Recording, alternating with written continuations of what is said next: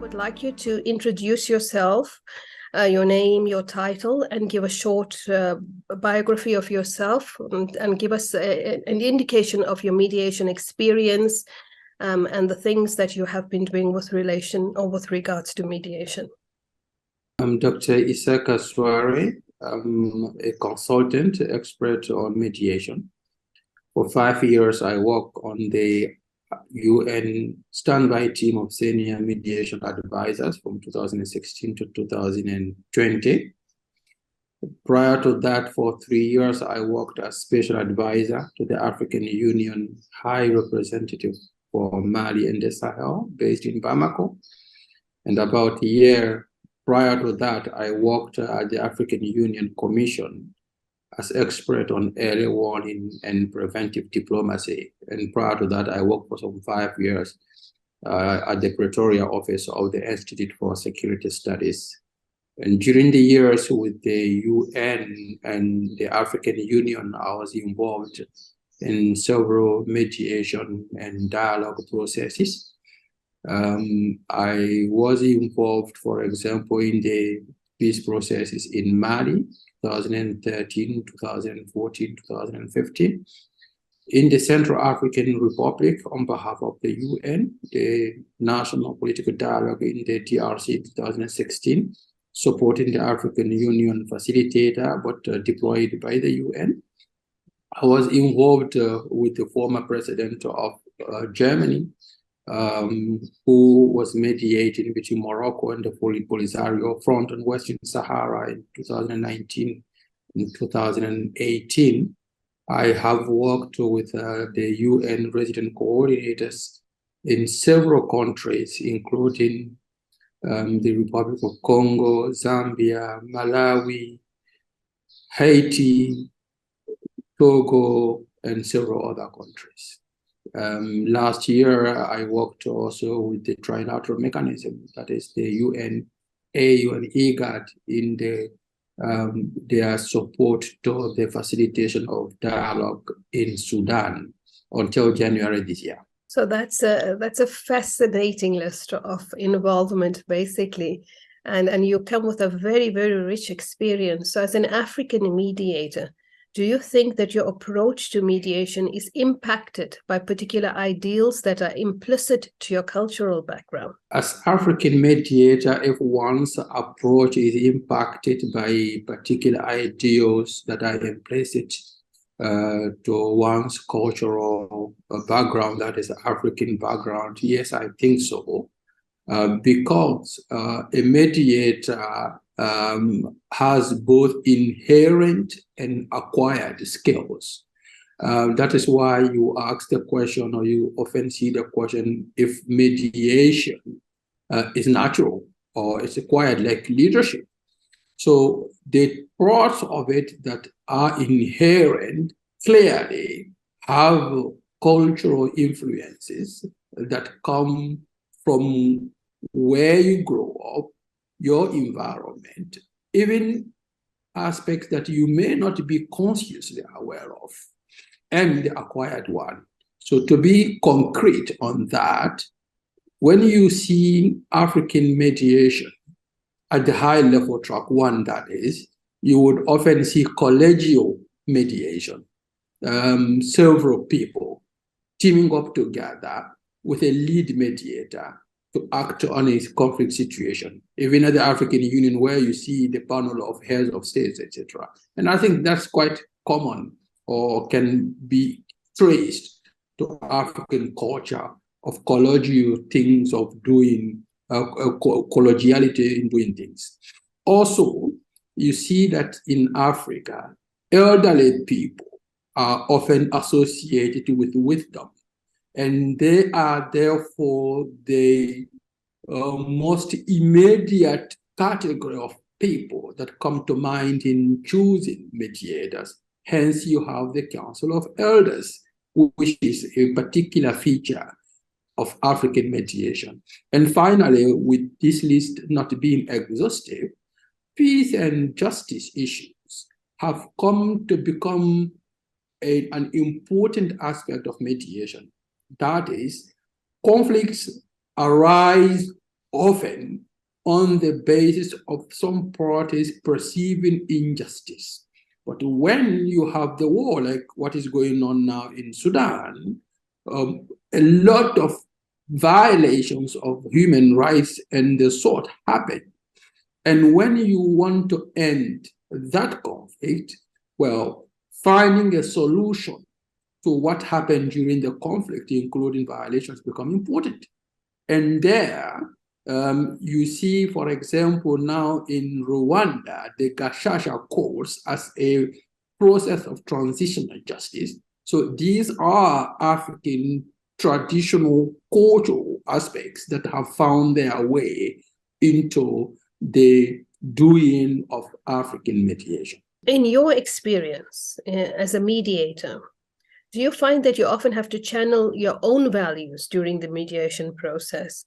Or is there a tendency to stick with particular ideals and formats for mediation? For example, if you were sent by the AU, do you have to follow their framework, or do you bring in your own personal, touch to the mediation? Also, what is your preferred approach to mediation? As a mediator, do I sometimes bring part of my personal approach or values to mediation, and what is the preferred format of mediation? Does one stick to particular approaches or formats of mediation? I think as one's personal qualities form part of what makes you a mediator, it goes without saying that some of your personal values, even if it's only in your mediation style, is very much likely to have an influence on your mediation. But when you are appointed by an organization like the African Union or the United Nations, these organizations often have certain normative values. For the African Union, these values are rooted in African culture, but also infused by experiences acquired from other parts of the world. That is why when we talk about the qualities of an effective mediation, we talk about impartiality and not neutrality. Impartiality being that the mediator is procedurally neutral vis-a-vis the parties, but the mediator ought not to be normatively neutral. That is, when you are appointed by an organization who has certain normative frameworks and instruments, like, for example, equality between men and women, or racial discrimination is not allowed. These are normative frameworks. If you are mediating between parties and one of the parties is making explicit suggestions that goes against some of these norms, you are not supposed to remain neutral in that. Of course, how you bring that one up depends on how you approach the mediation. For example, at the beginning of a mediation process, you can have certain ground rules. And in these ground rules or references, you may refer implicitly or explicitly to some of these normative instruments. So now the format that one can prefer would depend on the context in which you are involved in, because you have different mediation formats. One can also look at that from different angles, whether you are going shuttling between the parties or you are bringing them together, whether, as I just said, it will be a single mediator or a group of mediators. So these will depend on the specific context of the mediation process. So you highlighted something very dynamic, and that is difference between the procedural and the normative framework, and regarding to neutrality and objectivity. I just want to delve a little bit deeper on this one, and that is you as an individual, say for instance, do you have particular, ethical values or standards or social justice campaigns, etc., to which you align yourself? And you say, for example, you're against racial discrimination, or you're against some kind of violence, etc.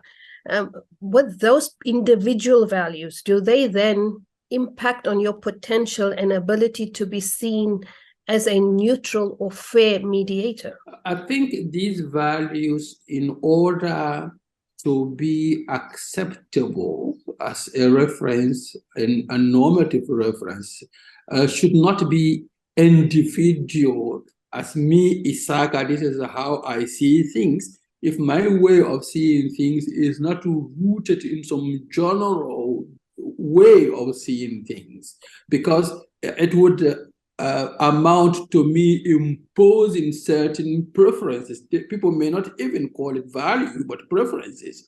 Value is a way of seeing and doing things that is shared by a number of people who are identified based on certain criteria. That could be culture, that could be region, that could be religion, etc.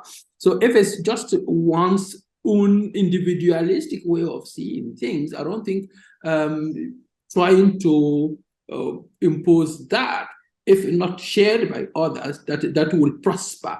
So by individual values, I mean, if I, as an African, am sent to mediate the conflict between Russia and Ukraine, certain values that I cherish, that come from my African belonging, not as me, as Issaka, well, could be impactful, because perhaps people can see that as something that has been tried elsewhere and worked, and that's how it will be kind of experience sharing. So that is where your values that are part of a collective value could be brought in, provided it does not clash with what is generally accepted, and that that can be upheld by people you are mediating between. Thank you. This is really you've really highlighted something very important. What is then, based on this, considering that you have to at some point recognize that you as a person bring a particular approach, but within a framework as well, what is then your preferred approach to mediation, and what do you prioritize in a mediation process? Do you focus on the output, or do you focus on the actual process? Both are important. The process, to a large extent, will define and contribute to the success and to you reaching a successful outcome, because the process allows you and the parties to see what you are doing, and therefore have transparency, which would contribute to trust, and trust will contribute to keeping the parties in the process and reassure them, so that they can very comfortably deal with difficult substantive issues. So I would focus on both. So on the process, I would focus on the selection or the identification of the parties, of the issues, how we formulate the issues in a more neutral manner, how we sequence the issues, because certain issues put at the beginning could put off or could jeopardize the process, but also the substance, that is the identification of the issues that must be inclusive, all the issues that are important to deal with in order for you to overcome the problem that caused the mediation process. So it doesn't mean that when you go to a country that has 100 or 1,001 problems that you need to deal with all of these, if all of these are not necessary for that particular process. That is why when I refer to ground rules, or in the introduction, if you happen to have what we call a roadmap to the mediation process, you could say, notwithstanding or recognizing that there are several issues in the country, this particular process is dealing with these. I'd give you the example in 2016, the Democratic Republic of Congo, when the dialogue process facilitated by the African Union, which I assisted, was about how to manage the transition period when the mandate, the term of then President Joseph Kabila comes to an end, before you could hold election that everyone knew that was needed to be preceded by a number of things that could not happen before the end of his term. So it was about that. Yet in many parts of the DRC at the time, you had the conflicts related to many other issues. These were not the focus of that dialogue process. So it's to identify that. So both the process and the substance are important. Because if you don't have the process right, you are likely to have the substance wrong. But you cannot just also focus on the mechanical aspects of the mediation process. You must deal with the issues, not just massage them and procrastinate and put off things, because you will just be postponing the outbreak of another conflict. I really appreciate that. If you look at then the process and the output, and you've been involved in very many mediation processes, how would you describe then the success of a mediation process?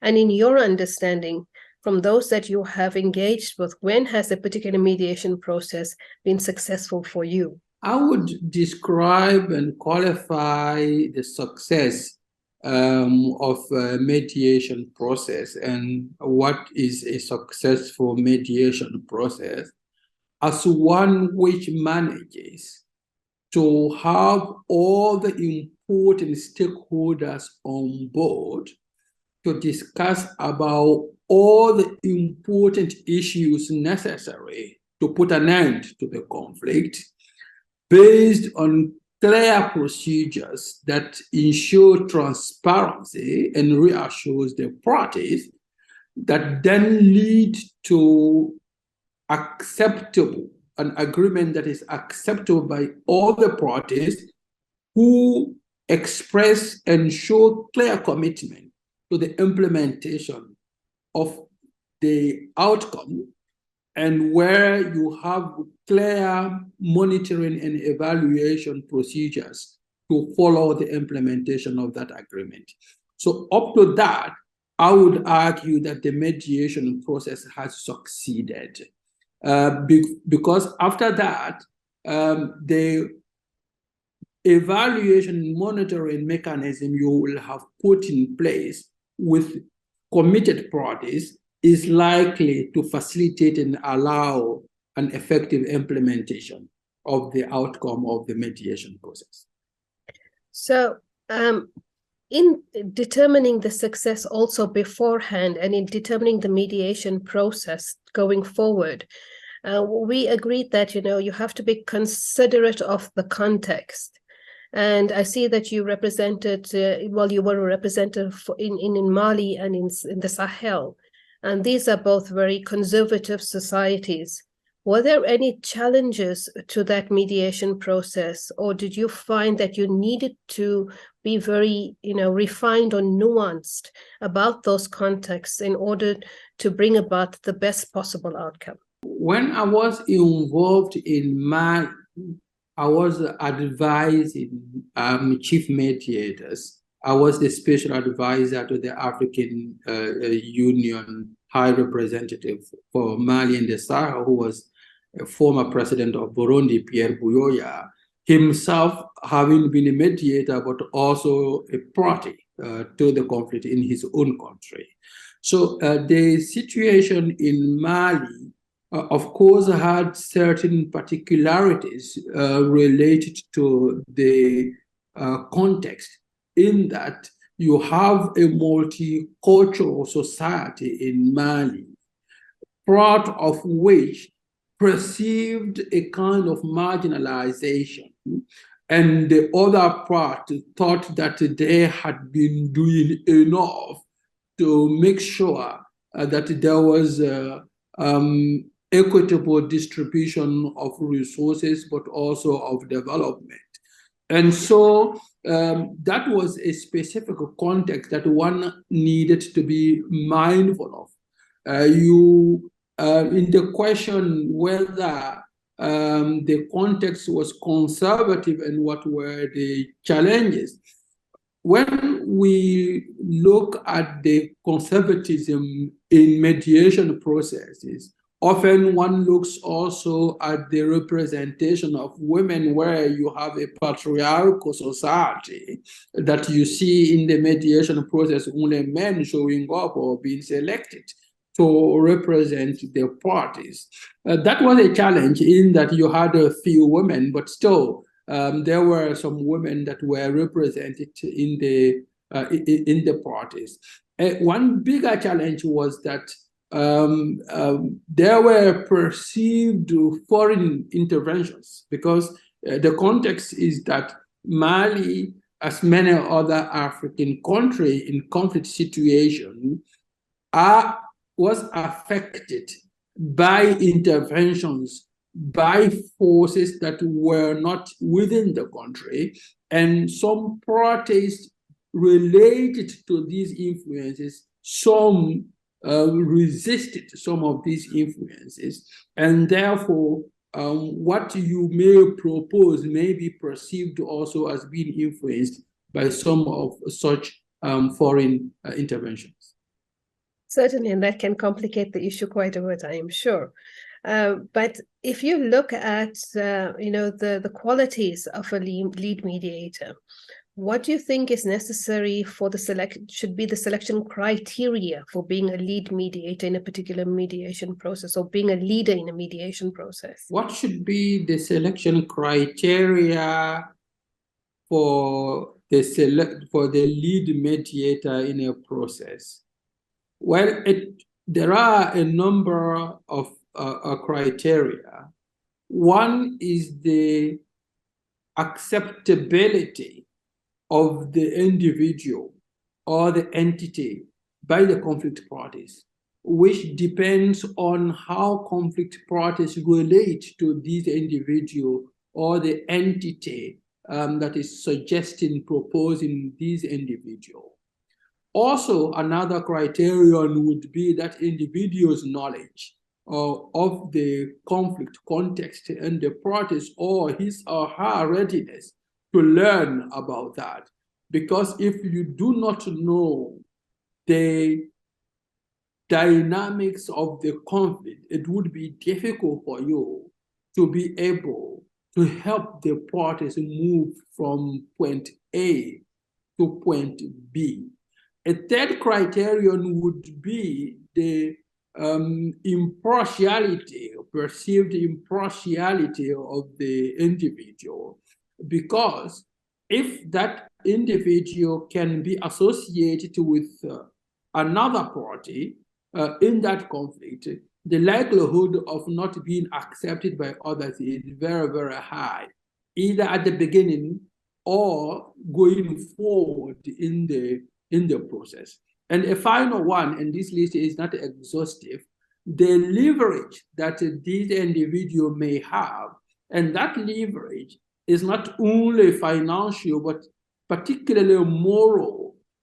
So, for example, you have a number of individuals who you can choose as mediators or chief mediator, where you look at who can be the most impactful on the process based on different criteria.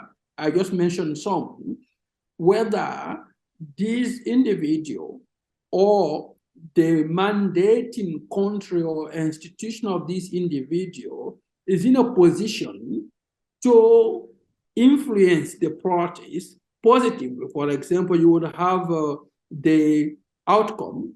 Can that individual or his or her mandating entity be an effective guarantor of the outcome? That is very, very important, because parties would look at you and say, okay, so if you help us to do this and someone default on it, what are you going to do?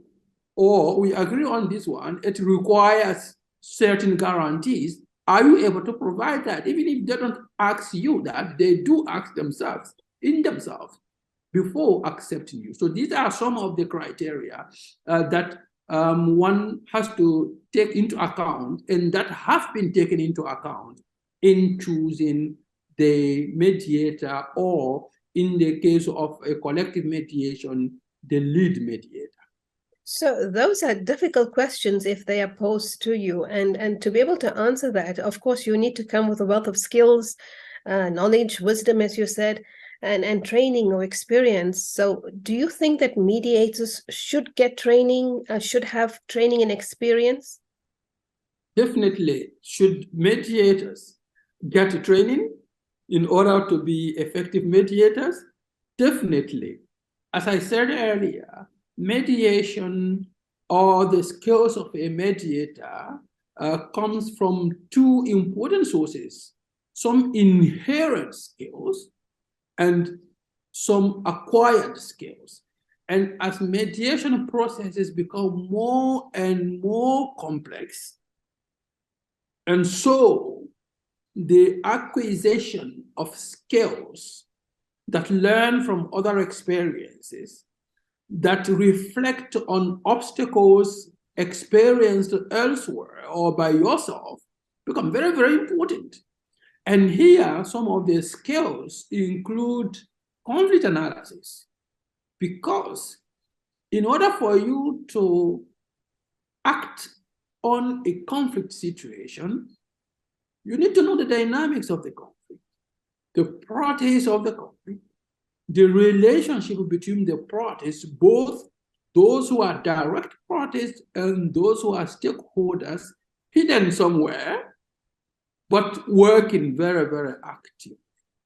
That is why one important criterion for an effective mediation is what we call preparedness, the preparedness of the mediator, because your knowledge of the conflict and conflict dynamics, even in your interaction with the parties, earn you their respect.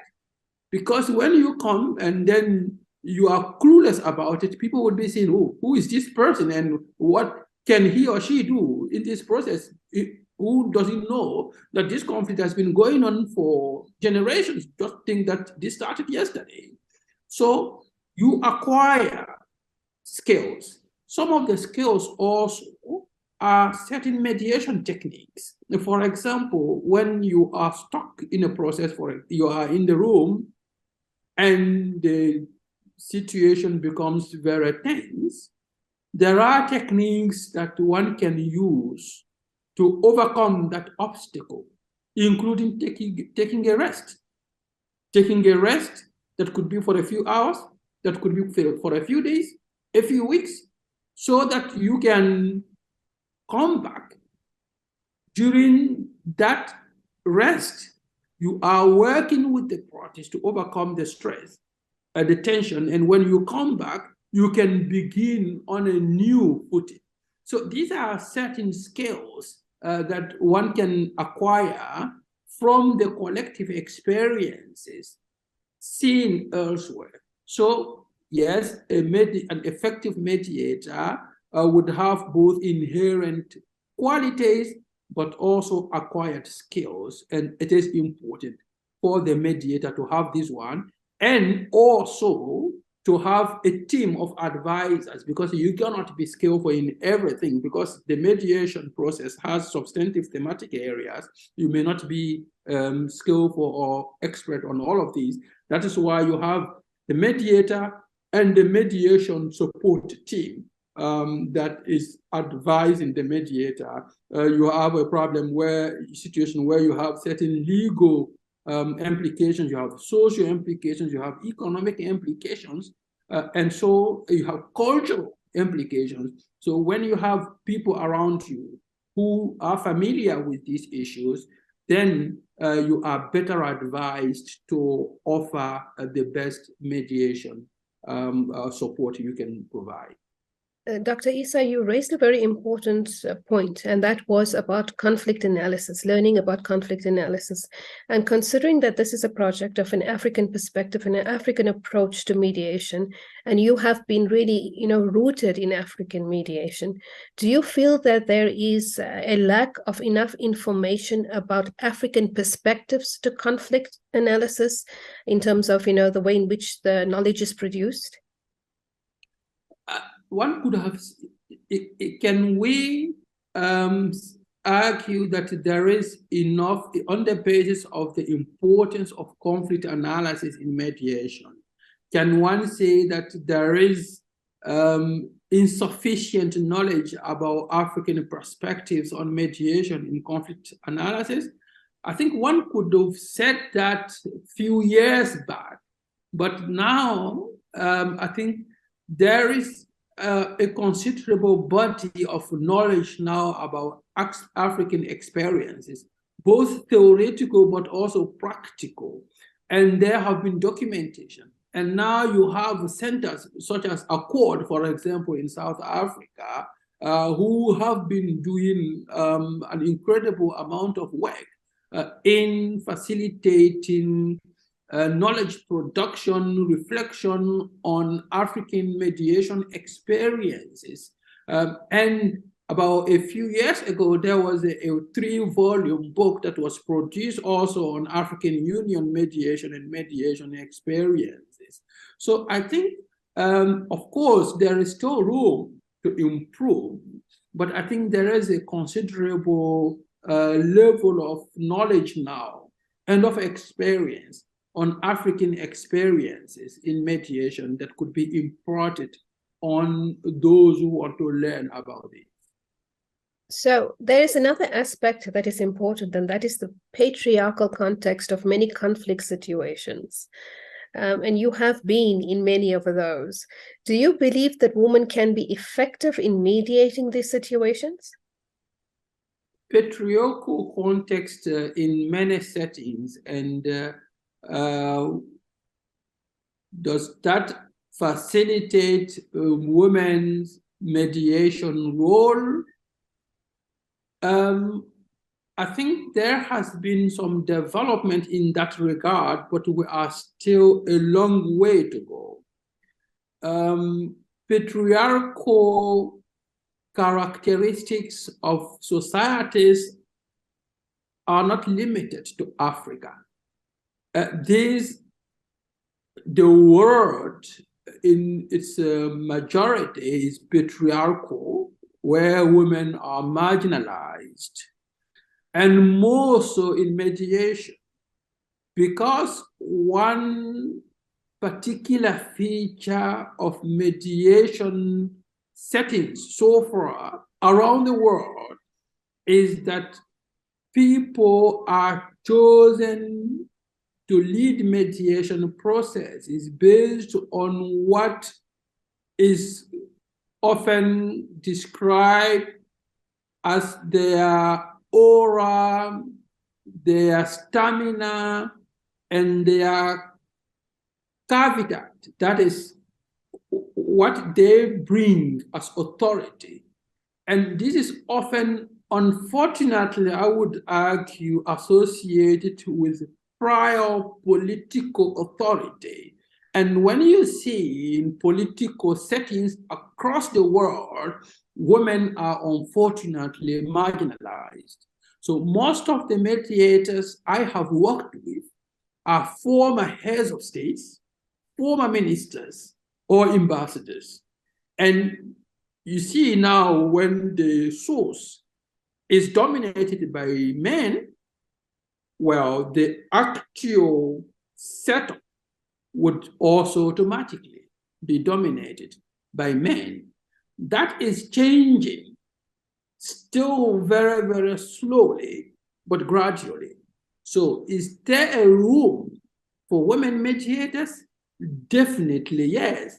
Now that there is room for women to lead states, to be effective ministers, effective ambassadors, and now you have had also women leading organizations that mandate mediators. I worked, for example, with Madame Dlamini Zuma when she was the chairperson of the African Union Commission, and I can attest that in her appointments, she made it a case that competent women were put forward to lead some processes. That is why in the African Union panel of the wise, at one stage of the 5 people, you had 3 out of 5 that were women.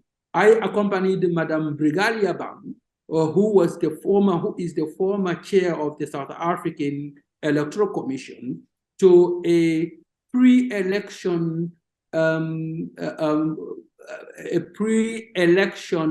mission to Ghana in 2012. She was the lead of the delegation composed of the panel of the wise of the African Union and the council of the wise of the ECOWAS. So still women are marginalized because of the origin of most of the mediators that are patriarchal, but that is changing incrementally. And when women are put there, they can be as effective as men can be. So there's 2 aspects to this, and I see that there is this mind shift change in terms of the elite.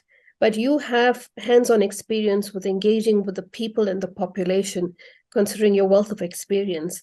Are the people, the general people, and maybe the conflict parties, are they wising up to the potential and the possibility and the capacity of women as mediators? And would they welcome, would the people on the ground welcome women mediators? Despite the changing context of mediation landscape with women coming on board, are the people or the conflict parties welcoming a lead role by women? Well, I will say that that is changing as the face of mediators change. And here, I must acknowledge that the perception in favor of the elderly, of people with long political career, is not only limited to women. Younger people, including men, well experienced or expert, may not be regarded also in the same way as an elderly man whose expertise is wanting, because that is a cultural, historical situation. But as this is changing, well, we are seeing very, very rarely, but it is happening, that the choice of mediation can also be on relatively younger men, and that is being accepted. Still, the dominance is for the elderly and those who had some political office, and that same perception is changing, but the resistance is still there. It's, I think, a cultural, historical matter to associate something with something. So associate mediation with the elderly and elderly men who have had a political career.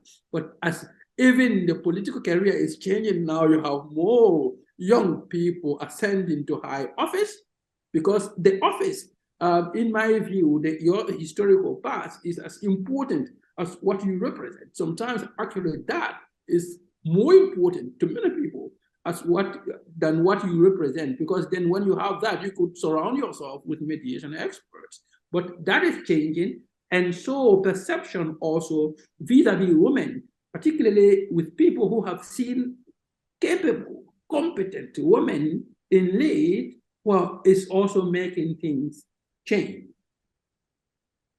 That is true. It's true. The political scenario somehow seems to dominate our perspectives to a large extent. So from your anecdotal, do you have any anecdotal evidence or experiences of some of the challenges that you encountered during a mediation process, and how did you overcome these? I have anecdotal examples of some of the challenges faced in mediation and how this was overcome. Yes. And as we talk about the women representation in mediation processes can be in two ways. One is their representation among conflict parties, that is, delegates, negotiators on behalf of conflict parties. And second, their capacity or their involvement in leading mediation processes.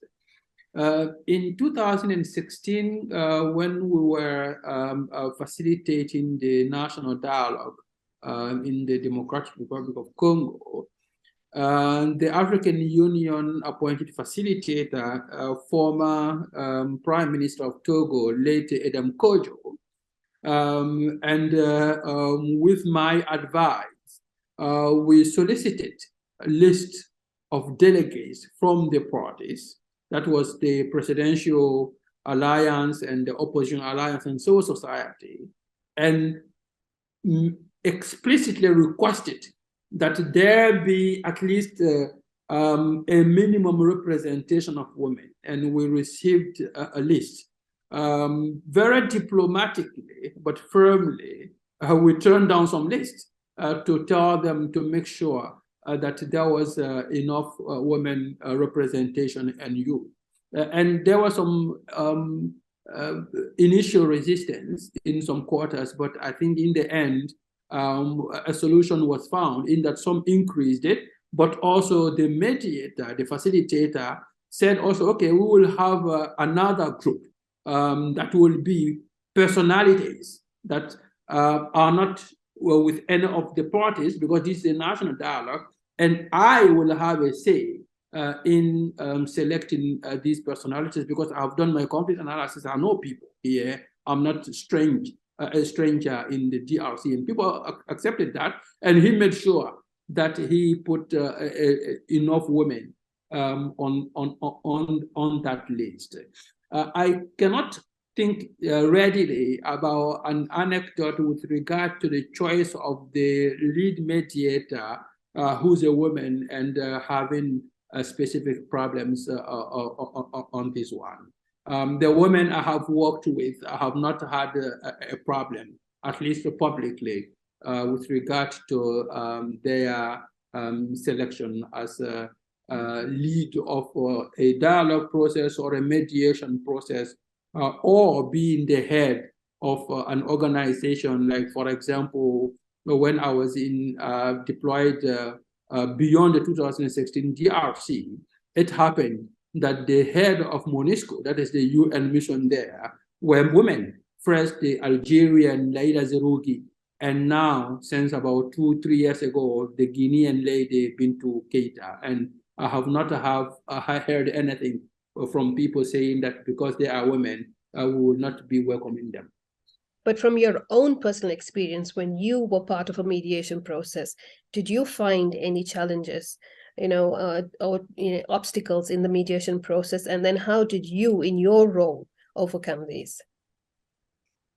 Well, have I encountered any challenges in my work in mediation, and how did I overcome these? My principal role in mediation so far has been expert advisor, and in that regard, I have encountered many challenges. And one important challenge here is one party not wanting other parties to be part of the process, thinking that they are the one that ought to be at the table, but that bringing other people is just diluting the process, and they are not the real actors. And me knowing from my conflict analysis that no, these other people are important. Another challenge is knowing or coming to know that one party is not genuinely engaged in the process, just in the process to buy time, take you for a ride, perhaps to rebalance power relations, and perhaps go back to what they were doing. And to overcome this is for us to do a proper analysis and realize that either we make it clear to that party that unless they are genuinely involved, we're not going to continue with this process, or knowing that one, giving a chance to the process, and when then we realize that that tactic is actually obstructing any involvement or any development of the process, we'll try to see how one can handle the process, either by calling for a pause so that they can have a reassessment of their situation. And another is really the nexus between peace and security, whereby you are mediating between parties. Some have blood in their hand, but you need them to move forward. And how do you deal with that one? You have the victims, but also they have the guns. If you insist also on excluding them, well, they will continue fighting, making more victims. And the way of overcoming this, and what we have come across, is really through some sort of transitional justice that would not only take into account the needs of the victims, but also see how clear processes and actions can be taken to make sure that if these people must be part of this process, that they don't have any incentive to do the same in future, but also to frustrate the victims by acting in certain ways as if we had given a price to impunity. I guess in this instance, you really have to outmaneuver them, and that can be very challenging in getting the process going. I have two questions. So one, the last one is basically, how do you take what you learn and experience from a particular conflict and use that knowledge to improve future mediation processes? And the last one, I want to throw you under the bus. If you were chosen to be a mediator in the Sudan conflict at the moment, what would you do, and would it be any different? As to the first question, how would I learn from previous experiences and build a knowledge base on that? Is really to what we call lessons learned. So identify the obstacles and challenges that were faced and how we managed to overcome them or did not manage to overcome them. Because one can also learn from your failures. You come to know about things later and say, if I had done it this way, perhaps this is how it could have turned. So, and based on that, one build a knowledge for other processes. When I teach mediation, and I do facilitate mediation training courses, I have a list of such lessons learned from various mediation processes in which I was involved or which I learned about in order to move forward. One particular lesson is that sometimes you have a mediation process where you have many parties. Some think they are the most valuable, and they don't want to start the process because they are sitting, or you are asking them to sit with others. They think they are minimal. They should not be there. And in the process, I wasn't part of that. I learned about that one, mediated by former President, late Nelson Mandela in Burundi. Well, there were tens of parties, conflict parties. Some at the beginning, some came up later, some were split from others. And so they developed what was called the sufficient consensus. That is, we know that you have many people here, but certain parties, when they had an agreement, they carried forward others. So, and I have used that one, both practically, but also in mediation training sessions, to say to parties who don't want to come, to say, hey, you can come. And the reality could impose you, actually, that people, others would be listening to you and following your lead.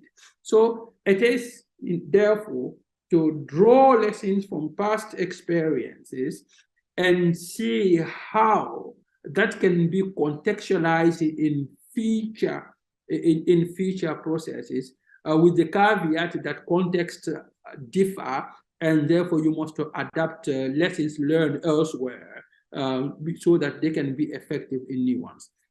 If I were to be chosen today as mediator in the Sudan process, what would I do? I would aim to achieve 3 or 4 things. One is that, and in sequential terms, one is to ensure that we have a humanitarian ceasefire, and that is what is being discussed and negotiated now in Saudi Arabia, and I think that is good. But one that is effective, not one that is just a sign, and before the ink is dry, guns also are heard in the streets of Khartoum and Durman. So it's to make sure that we have an effective humanitarian ceasefire.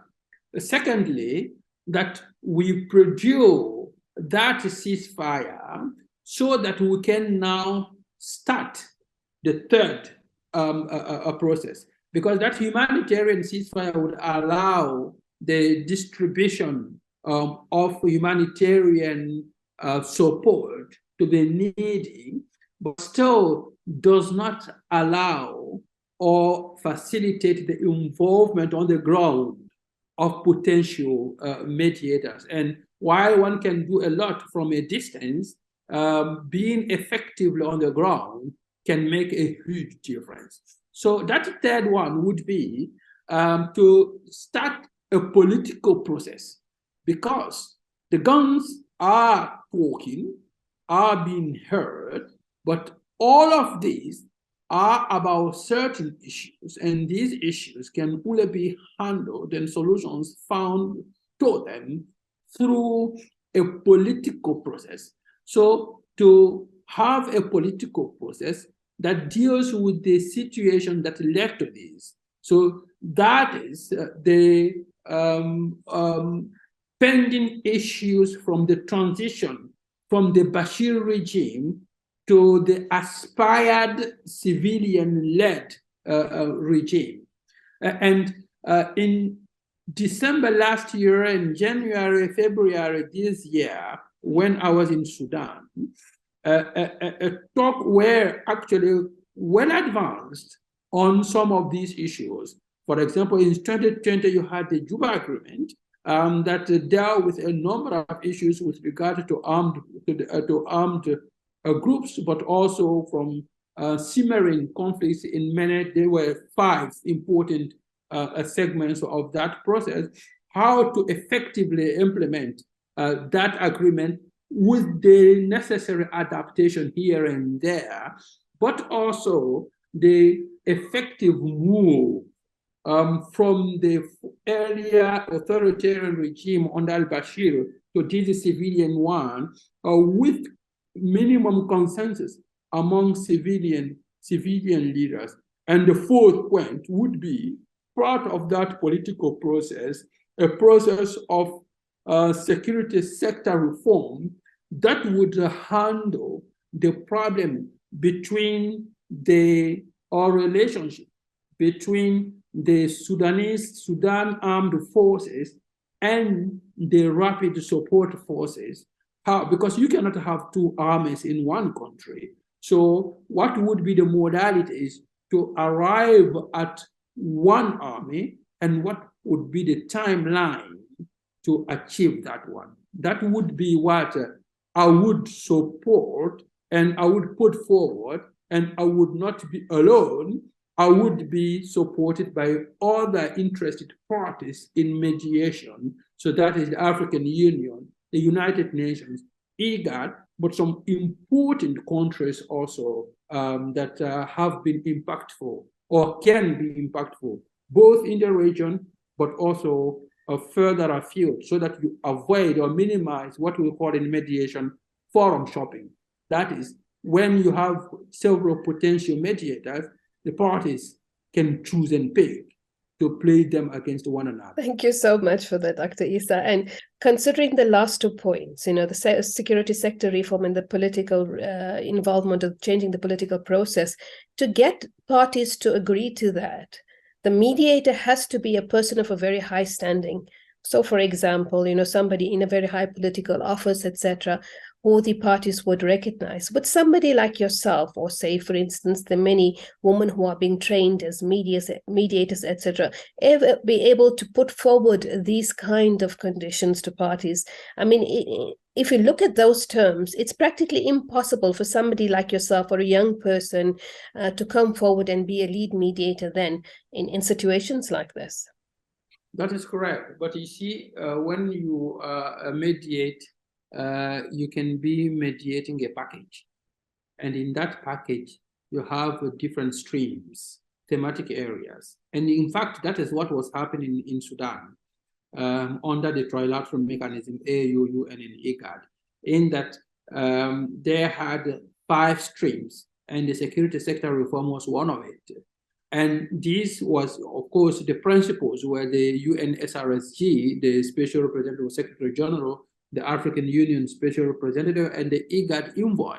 So who are elderly people, respected, at least also their organizations are respected, because who you are is defined both by your individual personality, but also the organization that mandates you. But your individual personality is a big part of that one. And under that one, now you have under the streams experts who are leading it. So they were some security experts, some of whom have former military experience. That is very important, because you are facilitating this workshop or the talk between generals. And if you're captain, they will not take you seriously. So you must have someone also who is a retired general or close to that.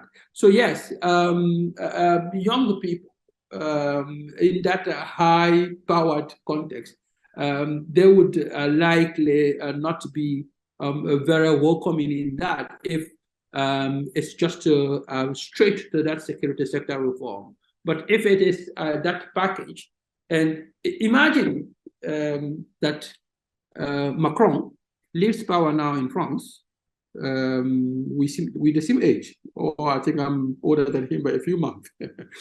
So he can be a lead mediator in anything, because people associate with him not his age anymore. He was the president of that big country called France. If he was accepted there, he managed that one, then he can be here. So that's why I was saying that your former experience, particularly political, is very, very important. Thank you very much, Dr. Issa. Thank you for these brilliant insights.